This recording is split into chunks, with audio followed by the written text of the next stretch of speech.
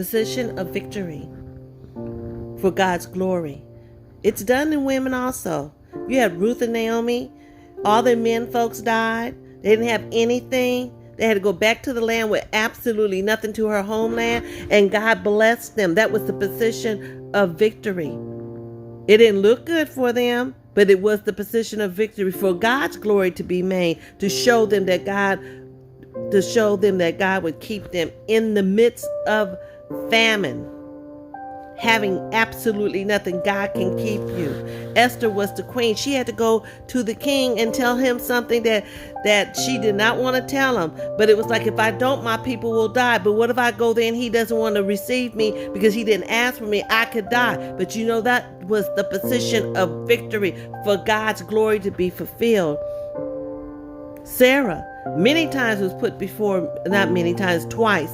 She was put before kings that wanted to have her in the bed, and they didn't say anything because they were scared that if they knew that they were married, they would kill Abraham. She went, she didn't say anything. God showed up because that was the place of victory, and they found out who they really were and how God was over their life.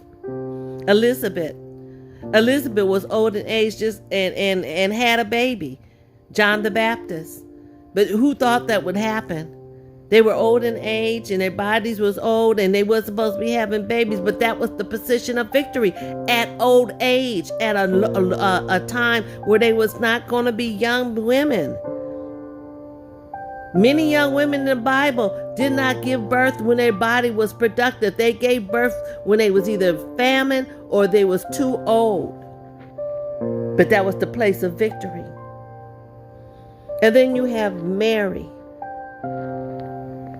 What mother would want to watch their son get crucified? And that was the place of victory, the place of glory, the place to rejoice. And her son was up there dying and bleeding and being stabbed and spit on. And he said, this is the place of glory. God's glory is different from the world's glory.